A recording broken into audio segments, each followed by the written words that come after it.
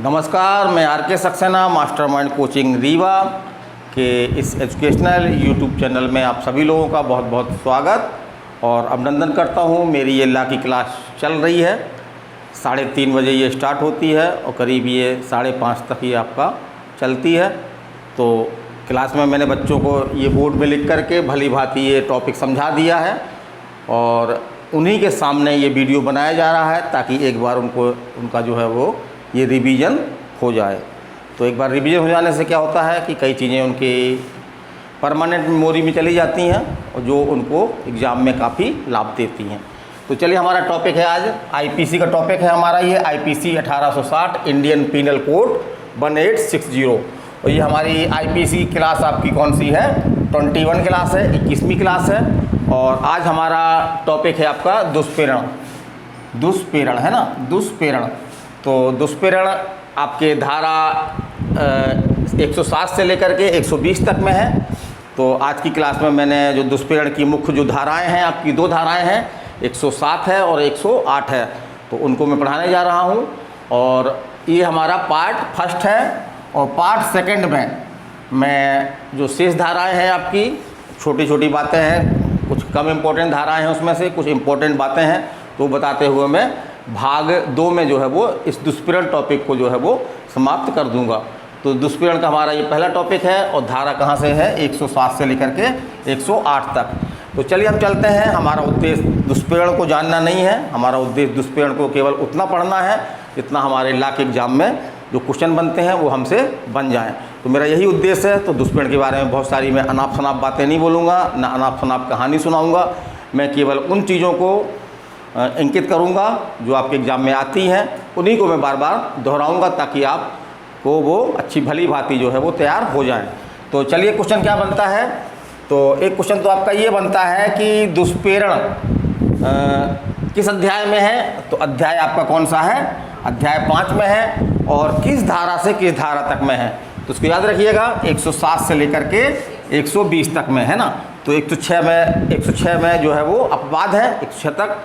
तो हम उसके बाद अगली धारा ले लेंगे 107 से लेकर के 120 तक जो है वो दुष्प्रेरण संबंधी प्रावधान किए गए हैं। और यहाँ पे हम थोड़ी सी बात कर लें तो दुष्प्रेरण, जिसको हम आम भाषा में जो है उकसाना कहते हैं, किसी व्यक्ति को हम किसी बात करने के लिए उत्तेजित करते हैं। तो जीवन में हम बहुत सारी उत्तेजित करते हैं, किसी व्यक्ति को हम प्रेरित करते हैं कि चलिए फिल्म देख लीजिए, तो ये भी दुष्प्रेरण है।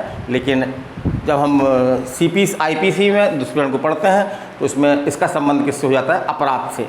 तो माने हम किसी व्यक्ति को अपराध के लिए हम दुष्प्रेरित करते हैं, तो ये आपका कौन सा अपराध कहलाता है? दुष्प्रेरण का अपराध कहलाता है।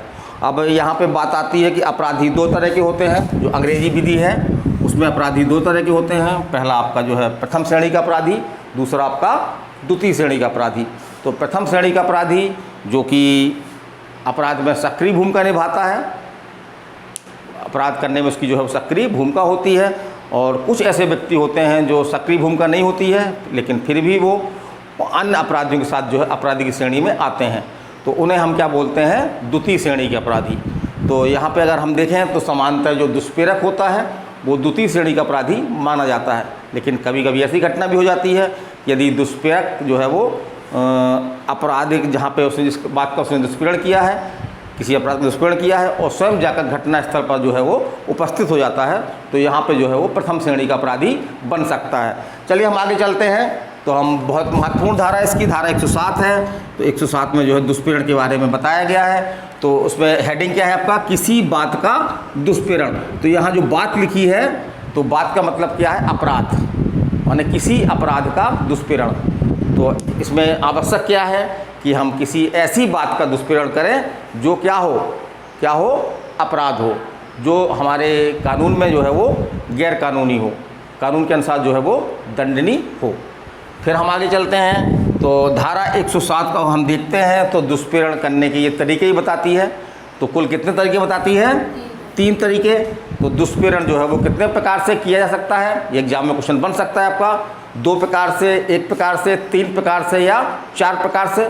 तो कितने प्रकार से दुष्प्रेरण हो सकता है? 3 प्रकार से हो सकता है। वेरी गुड, है ना। और वो तरीके कौन कौन से हैं? तो हमने ये दुष्प्रेरण बनाए रखा है ना।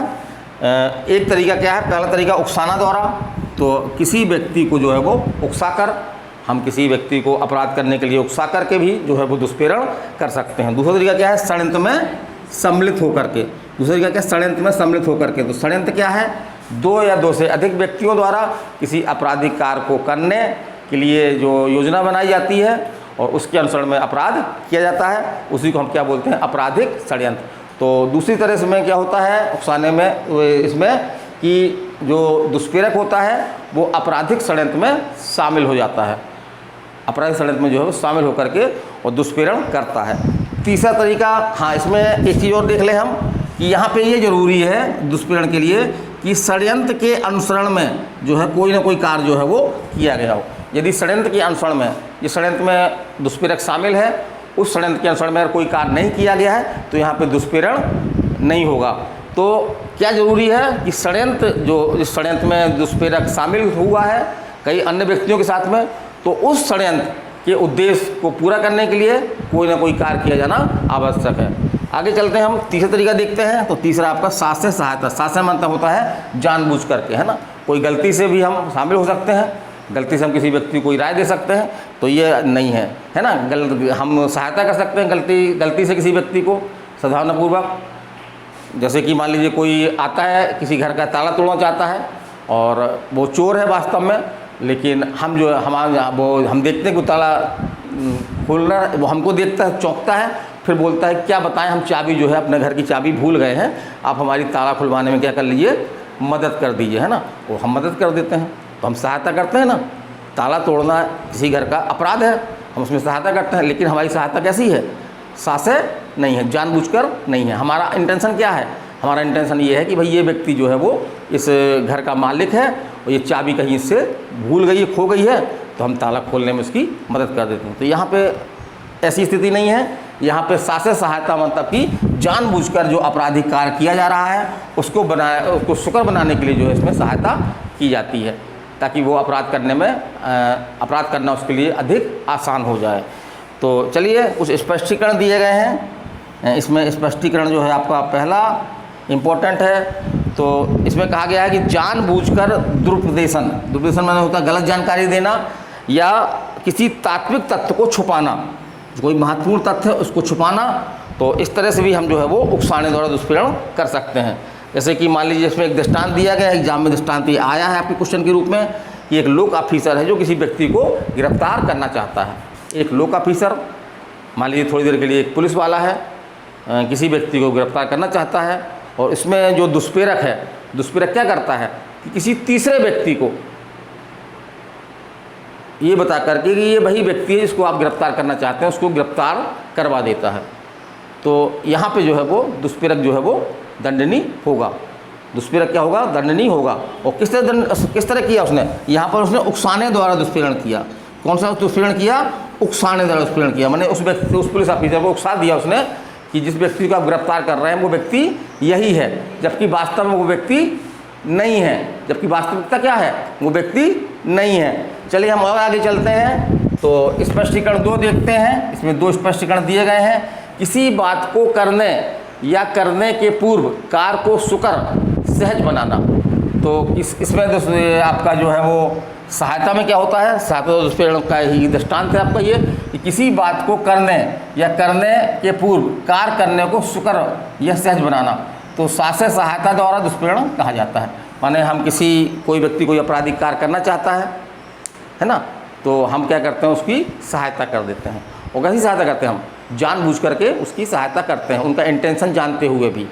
तो हमने क्या किया, उस अपराधी के कार्य को क्या कर दिया, हमने सहज बना दिया। उसी शब्द को यूज किया है सुकर, हमने इसमें लिख रखा है सहज, है ना, सुकर माने उसको और आसान बनाना। तो इस तरह से अगर हम करते हैं तो हम किस तरह दुष्प्रेरण करते हैं, हम जो है वो सासे सहायता द्वारा जो है दुष्प्रेरण करते हैं, ये कहा जाएगा। फिर एक बात हम आपको और बताना चाहेंगे कि दुष्प्रेरित बात स्वतः एक अपराध होना आवश्यक नहीं है ना। दुष्प्रेरित बात जो स्वतः एक अपराध होना आवश्यक है। माने जिस बात का हमने दुष्प्रेरण किया है वो बात क्या होना चाहिए, अपराध होना चाहिए। अगर वो अपराध नहीं है तो यहाँ दुष्प्रेरण का अपराध नहीं होगा। तो यहाँ पे साथ में लिखा हमने बताया था ये कि किसी बात का दुष्प्रेरण, तो ये बात क्या है, ये बात एक कोई अपराध है ना। तो इस तरह से दुष्प्रेरण में जो है वो किसी ऐसी बात का दुष्प्रेरण होना चाहिए जो कि स्वयं अपने आप में अपराध हो। यदि वो अपराध नहीं है तो यहाँ पे दुष्प्रेरण का अपराध होने का प्रश्न ही नहीं उठता। फिर हम आगे चलते हैं, एक बहुत ही रोचक मामला है पत्र द्वारा उकसाना। तो क्या पत्र द्वारा दुष्प्रेरण हो सकता है? तो क्या होगा आंसर? हाँ, हो सकता है। तो यहाँ पे हम किसी को पत्र लिख करके और उकसा सकते हैं। आज थोड़ा सा पत्र बंद हो गए हैं क्योंकि मीडिया के नए माध्यम आ गए हैं आपके, है ना, पत्राचार के नए माध्यम आ गए हैं। क्या आ गया? व्हाट्सअप आ गया। हमने व्हाट्सअप कर दिया, ईमेल कर दिया, या हमने जो है वो फ़ोन कर दिया। तो यहाँ पे हम किसकी बात कर रहे हैं? पत्र द्वारा। तो पत्र का विकल्प क्या है? व्हाट्सअप कर देना, व्हाट्सएप के द्वारा किसी व्यक्ति को सूचना देना, या आपका ईमेल के द्वारा उसको सूचना देना। तो यहाँ पे हम बात कर रहे हैं पत्र द्वारा उकसाना। तो इसमें दुष्प्रेरण कंप्लीट हो जाता है। दुष्प्रेरण कैसे कंप्लीट हो जाता है? यदि वो पत्र जो है वो जिसको हमने भेजा है वो व्यक्ति उस पत्र के बारे में जानकारी हो जाती है उसको। तो वही लिखा हमने कि दुष्प्रेरण कंप्लीट हो जाता है जैसे ही उस व्यक्ति को पत्र की बातें ज्ञान में आ जाती हैं। तो ये जो है वो दुष्प्रेरण कंप्लीट हो जाता है और जिसने पत्र लिखा है वो दुष्प्रेरण का दोषी हो जाता है। अब मान लीजिए एक घटना ऐसी हो जाए कि हमने दुष्प्रेरण किया एक पत्र के माध्यम से, और पत्र हमने क्या है डाक में डाल दिया, और वो पत्र जो है वो मिस होने के कारण से उस व्यक्ति को नहीं मिला जिस व्यक्ति को हमने दुष्प्रेरित करना चाहा था, उस व्यक्ति को पत्र मिला ही नहीं। तो यहाँ पे कौन सा अपराध होगा? तो यहाँ पे कौन सा अपराध होगा? दुष्प्रेरण का प्रयत्न होगा, है ना। ये लिखा ना, यदि पत्र कभी प्रेषिती माने जिसको भेजा गया है, जिसको दुष्प्रेरित किया गया है, प्रेषिती को नहीं मिला तो यह जो है वो उकसाने द्वारा दुष्प्रेरण का क्या होगा? प्रयत्न होगा। और दुष्प्रेरण का प्रयत्न जो है वो आईपीसी में किसी अलग से धारा में दंडनीय नहीं है। तो हमने जैसा कि हम जानते हैं, यदि कोई भी अपराध करने का प्रयत्न यदि किसी स्पेशल धारा में दंडनीय नहीं है तो फिर दंड कहाँ से मिलेगा उसको? किस धारा में आएगा? वो धारा 511 में आएगा। धारा 511 में आएगा, और 511 में ये प्रावधान है कि ऐसे अपराध जो पृथक से जिनका प्रयत्न दंडनीय नहीं बनाया गया है या अलग से उल्लेख नहीं किया गया है वो धारा 511 में आएंगे। और उसकी सज़ा कितनी होगी? तो उस अपराध जिसका उसने प्रयत्न किया है उस अपराध की अधिकतम सज़ा का कितना? आधा। अधिकतम सज़ा का आधा। जैसे मान लीजिए कि हमने हत्या का दुष्प्रेरण किया, हत्या की सज़ा कितनी है? 20 वर्ष है। एग्जाम्पल के लिए मान लीजिए हमने चोरी का दुष्प्रेरण किया, चोरी सज़ा कितनी है? 3 वर्ष है। तो 3 वर्ष का आधा जो है वो उसके प्रयत्न के लिए दंडनीय होगा। मैंने 3 वर्ष का आधा कितना हो गया आपका? 1.5 साल, है ना। कितना हो गया? 1.5 साल हो गया आपका। तो ये देख लीजिए। और एक हम बात करते हैं उकसाना। तो किसी को उकसाने के तरीके 2 हो सकते हैं, या तो प्रत्यक्ष माने डायरेक्ट, या अप्रत्यक्ष, है ना। तो प्रत्यक्ष या अप्रत्यक्ष माने कोई ऐसे भाव दिखा करके, इसमें हम स्पष्ट रूप से नहीं बोलते हैं लेकिन हमारे हाव भाव से ये समझ में आता है कि सामने वाला व्यक्ति जो है वो दुष्प्रेरित हो रहा है। तो ये कौन सा तरीका कहलाएगा आपका? ये इनडायरेक्ट या अप्रत्यक्ष। यदि हम सीधे सीधे उसे बोलते हैं कि जाओ तुम फलाने व्यक्ति की हत्या कर दो, है ना, वो तुम्हारे लिए बेकार आदमी है, तुम उसकी हत्या करोगे तो अच्छा होगा, तुम्हारे संकट दूर हो जाएंगे, वो तुमको परेशान नहीं तो तुमको परेशान करेगा, वो व्यक्ति उसकी हत्या कर देता। तो यहाँ पे हमने क्या किया? प्रत्यक्ष माने सीधे बोल कर किया, तो ये प्रत्यक्ष है। और यहाँ पे हमने सीधे डायरेक्ट रूप से नहीं किया बल्कि इनडायरेक्ट रूप से हमने किसी किया।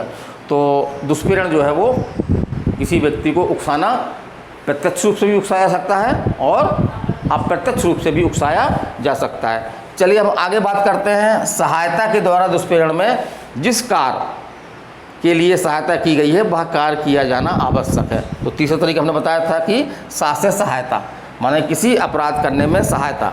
तो किसी अपराध करने में सहायता द्वारा दुष्प्रेरण कब कंप्लीट होगा? जब वो बात जिसके लिए उसने दुष्प्रेरक ने क्या की है? सहायता की है, तो वो काम जो है वो किया गया हो। जैसे हमने किसी को हत्या करने के लिए जो है वो सहायता की और उस व्यक्ति ने हत्या नहीं की, तो यहाँ पे दुष्प्रेरण का अपराध जो है कंप्लीट नहीं होगा।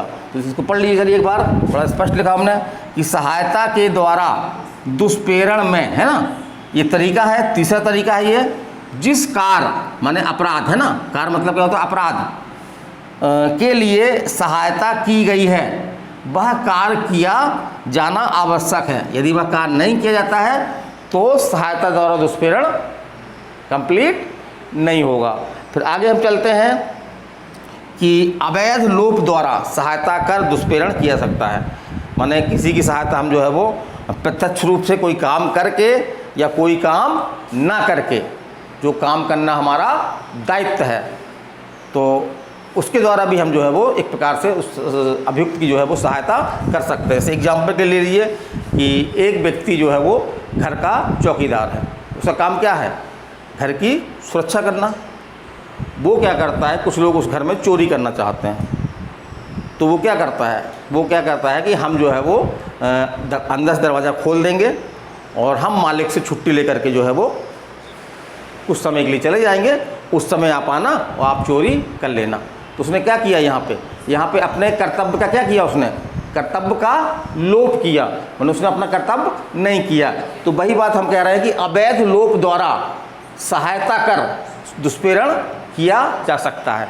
तो चलिए अगली बात है हमें ये कि एक हमने पहले बता भी चुके हैं आपको कि दुष्प्रेरण का प्रयत्न जो है वो कहाँ दंडनीय है। तो धारा 511 में।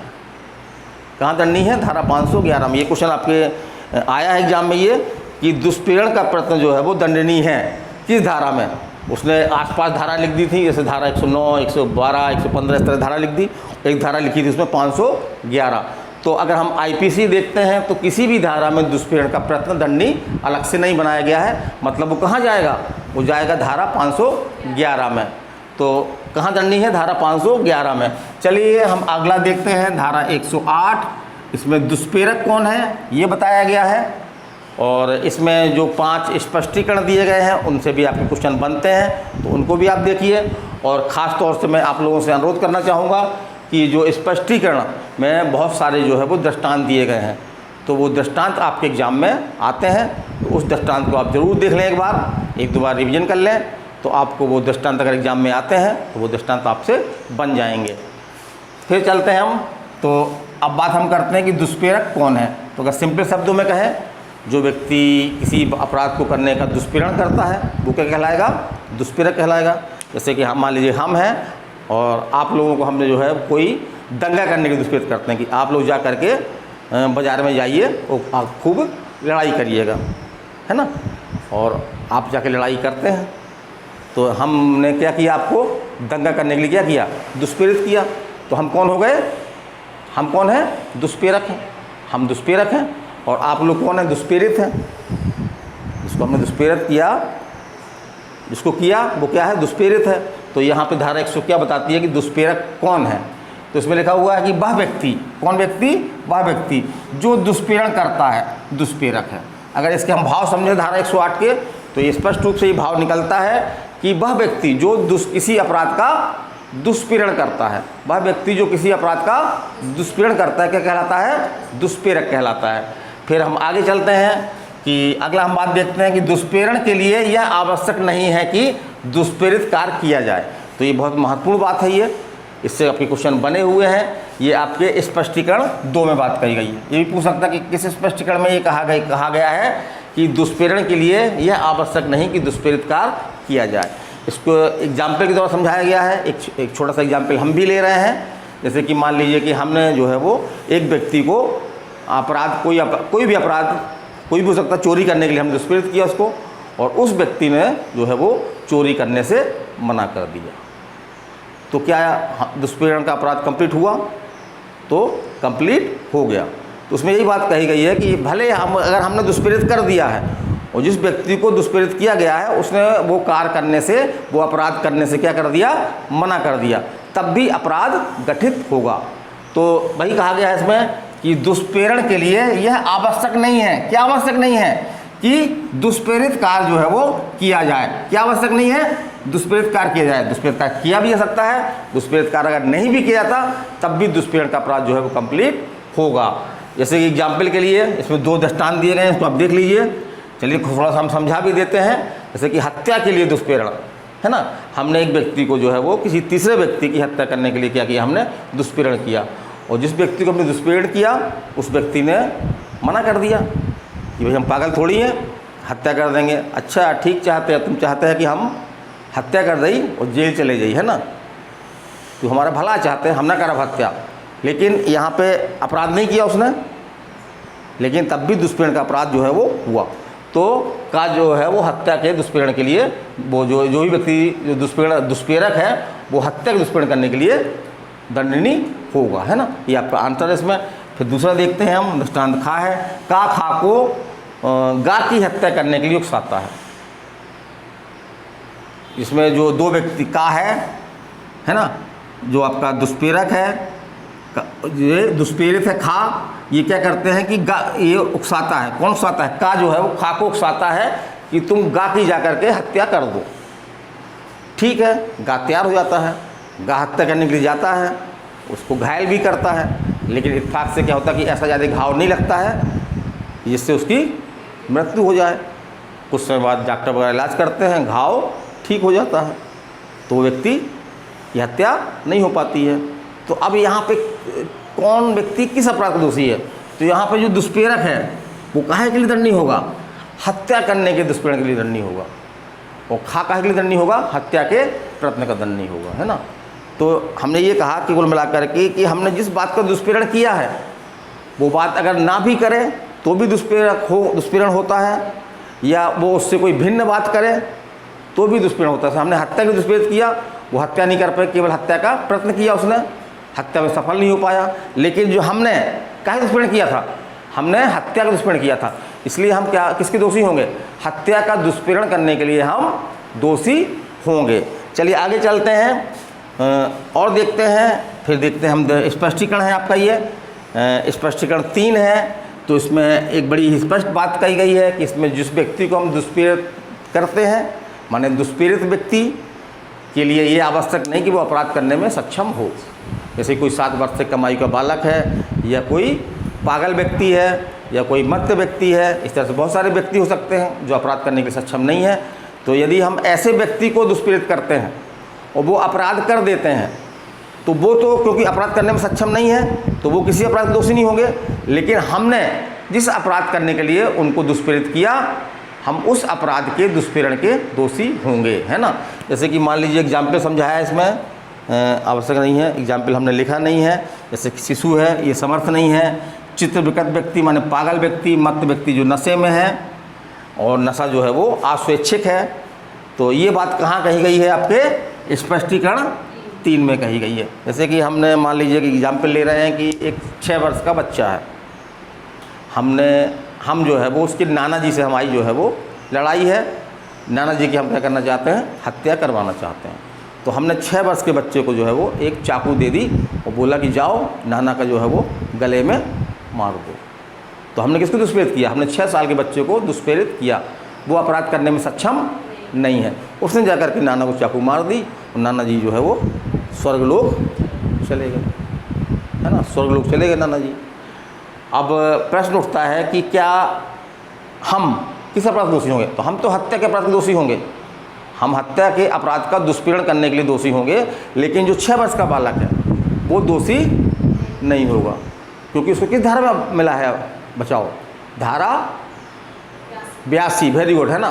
धारा 82 में जो है इसको बचाव मिला है। धारा 82 में स्पष्ट रूप से कहा गया है कि 7 वर्ष से कम आयु का जो शिशु है उसके द्वारा की गई कोई भी बात जो है वो अपराध नहीं है। वो कोई भी बात अपराध हो सकती है, हत्या तक हो सकती है ना। इसी तरह से आपका चित्त विकृत है, मत्त व्यक्ति है, तो ये कहाँ किया गया? स्पष्टीकरण 3 में कहा गया है। और हम एक बार पुनः अनुरोध करेंगे कि 108 में बहुत सारे दृष्टांत दिए गए हैं। उन दृष्टांतों को आप जो है वो एक बार देख के जरूर देखें, 1-2 बार देखें, तभी आप एग्ज़ाम देने जाएँ। फिर हम आगे चलते हैं। दुष्प्रेरण जो है वो स्वतः अपराध है। तो दुष्प्रेरण अपराध है, स्वाभाविक है। हमारी आईपीसी में दुष्प्रेरण जो है वो किसी अपराध का दुष्प्रेरण क्या है? अपराध है। तो क्या दुष्प्रेरण के लिए दुष्प्रेरण भी अपराध होगा क्या? तो हाँ। तो ये आपके स्पष्टीकरण 4 में स्पष्ट रूप से कहा गया है कि चूँकि दुष्प्रेरण स्वतः अपराध है, अतः दुष्प्रेरण का दुष्प्रेरण भी अपराध होगा। दुष्प्रेरण का दुष्प्रेरण भी अपराध होगा। तो ये कहाँ कहा गया है? ऐसा क्वेश्चन बन सकता है। तो आपदा के धारा 108 के स्पष्टीकरण 4 में कहा गया है। या सीधे पूछ सकता है कि क्या दुष्प्रेरण का दुष्प्रेरण अपराध है? हाँ है, नहीं है। तो क्या होगा आंसर? हाँ है। अब ये हो कैसे सकता है कि दुष्प्रेरण की इसमें श्रृंखला बनती है। हमने एक व्यक्ति दुष्प्रेरण किया, उस व्यक्ति ने दूसरे व्यक्ति दुष्प्रेरण किया, और जिस व्यक्ति को दुष्प्रेरित किया गया उसने अपराध कर दिया, तो हम भी दुष्प्रेरण के लिए दोषी होंगे, जिसको हमने दुष्प्रेरित किया वो भी दोषी होगा, क्योंकि हमने उसको दुष्प्रेरित किया और उसने क्या किया, तीसरे व्यक्ति को दुष्प्रेरित कर दिया। तो ये क्या हो गया, दुष्प्रेरण का दुष्प्रेरण। क्या हो गया, दुष्प्रेरण का दुष्प्रेरण। हमने आपसे कहा कि आप का को मार दो, है ना, और आपने क्या किया, आपने गा को बोल दिया कि तुम का को मार दो। तो हमने क्या दुष्प्रेरण किया, आपको का को मारने के लिए, और आपने दुष्प्रेरण क्या के लिए, का को मारने के लिए। तो हम दुष्प्रेरण और आपने उस दुष्प्रेरण का भी दुष्प्रेरण किया, तो इस तरह एक श्रृंखला बन गई। तो दुष्प्रेरण का दुष्प्रेरण भी जो है अपराध है। कहाँ पे कहा गया है, 108 के स्पष्टीकरण 4 में। फिर हम आगे चलते हैं कि षड्यंत्र द्वारा दुष्प्रेरण में, है ना, एक तरीका बताया था आपका, ये तरीका बताया हमने ये कि 3 तरीके से दुष्प्रेरण हो सकता है, उकसाने द्वारा, षड्यंत्र में शामिल होकर के, और साथ से सहायता द्वारा, मैंने जानबूझ करके सहायता करना अपराध के लिए, है ना। तो यहाँ पे है षड्यंत्र द्वारा दुष्प्रेरण में यह आवश्यक नहीं है कि दुष्प्रेरक जो है वो अपराध की योजना बनाने में शामिल हो, क्योंकि आपराधिक षड्यंत्र में जो है अपराध की योजना बनती है, 2 या 2 से अधिक व्यक्ति मिलकर के कोई अपराध करने की योजना बनाते हैं। तो इसमें जो है वो इससे जो दुष्प्रेरक होता है वो क्या होता है, सिर्फ योजना में सम्मिलित होता है, वो योजना बनाने में उसका योगदान होना आवश्यक नहीं है। तो वही बात कही गई है कि षड्यंत्र द्वारा दुष्प्रेरण में यह आवश्यक नहीं है ना, उसको ध्यान दीजिए, यह आवश्यक नहीं है कि दुष्प्रेरक, जिस व्यक्ति ने दुष्प्रेरण किया है, दुष्प्रेरक अपराध की योजना बनाने में, अपराध की योजना बनाने में जो है वो शामिल हो। केवल क्या आवश्यक है कि षड्यंत्र में वो शामिल था। इसका एक बहुत ही खूबसूरत दृष्टांत दिया गया है, विष वाला, जहर देने वाला, तो उसको आप देख लीजिएगा, और वो एग्ज़ाम में आपके आया भी है। तो चलिए, हमारा ये वीडियो कंप्लीट हुआ, लेकिन अभी दुष्प्रेरण हमारा कंप्लीट नहीं हुआ। इसका पार्ट 2 मैं कल पढ़ाऊँगा क्लास में, तो उसी दौरान ये वीडियो बनाया जाएगा। और बड़ी ही सहज भाषा में समझाने का प्रयास कर रहा हूँ। तो आपको ये वीडियो कैसा लगा, क्या आपको इससे कोई लाभ होगा, अच्छा लगा, बुरा लगा, आप अपनी राय जो है हमको देते रहें। तो आपकी राय, यदि कुछ आप हमारी कमियां बताते हैं तो उस कमियों को हम दूर कर सकते हैं, या कोई अच्छाइयाँ बताएंगे आप तो हमसे उससे जो है मोटिवेट हो सकते हैं। तो मोटिवेट होने पर जो हम और अच्छा वर्किंग करेंगे और अच्छा समझाने का प्रयास करेंगे। हाँ, थोड़ी सी कमी है इसमें, क्योंकि ये मोबाइल द्वारा शूटिंग किया जा रहा है और सिंपल ढंग से जो है सिंपल बोर्ड में ये लिखा गया है, तो हो सकता है बोर्ड में आपको ज़्यादा ये ना दिखे, लेकिन शीघ्र ही मैं प्रयास करूंगा कि कैमरा वगैरह या डिजिटल बोर्ड की व्यवस्था हो जाए, ताकि आपको ये वाली समस्या भी जो है वो ना आए। तो चलिए, मैं RK Saxena, mastermind coaching Rewa, ये सिविल जज ADPO की ये ऑफलाइन क्लास में बच्चों को भी धन्यवाद देता हूँ। काफ़ी समय दिया, ओवर हो गया क्लास थोड़ा सा, है ना, क्लास ज़्यादा खिंच गई, और उन सभी लोगों को धन्यवाद देता हूँ जो ये वीडियो देख रहे हैं। तो फिर मिलेंगे, नमस्कार, धन्यवाद।